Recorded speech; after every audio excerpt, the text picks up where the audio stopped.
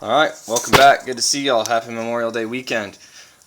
Since I saw you last, I've disassembled the bike, took everything apart, kind of cleaned it up, and put it all back together because I'd never seen one of these before.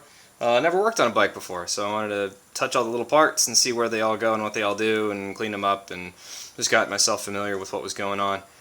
First thing I wanted to do work-wise was to build a new wiring harness for it. There was a slight electrical fire under the previous owner, and I just wanted to go ahead and rewire the whole thing. So today I want to give you a quick overview of the ignition circuit. So just wired that back up, just ripped it out of the original harness basically to validate it, and sure enough it works. Started the bike up today for the first time. Hot wired it in from the battery on my Honda Fit, so good time. So I'll give you a quick overview of how that system works, and maybe it'll help somebody out there. So we'll start. Coming out of the crankcase, you have a couple different little connectors. The one that we're going to talk about today is this 3-pin job right here, and as you can see, there's the black, gray, orange coming into your black, and then your two white wires, one with a red stripe, one with a white, and that black has a little white stripey there. So anyway, this is all your good signal stuff that comes in from your crankcase, and that comes into this 6-pin connector here. So 3 of these are your signal input to your ignition module, and then we'll talk about these guys in a second.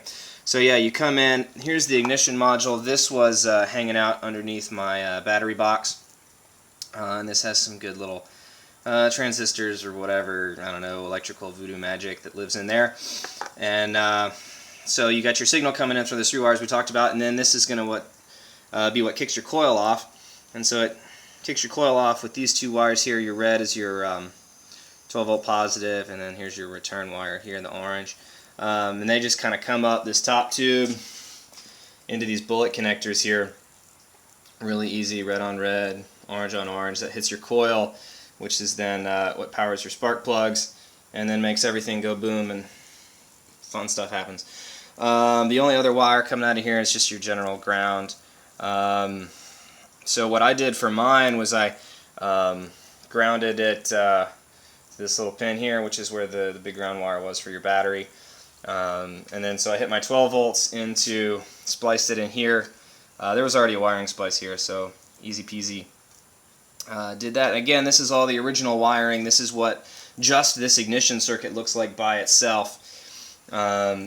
Allegedly there's a fuse in here somewhere, but again, previous owner took those out. That may be when we had an electrical fire, but quick overview. Yeah, three wires coming out of your crankcase, comes into your ignition unit here, which is mounted up under the battery box. And the ignition unit takes those input signals from your crankcase, fires off your coil with these 2 wires here. Super simple, and then it's grounded, and this red wire is what gets your 12 volts. So yeah, like I said, hot wired it up, cranked it up, everything works great. Sounds good. Got to do some carb shenanigans and stuff like that, but that'll come later.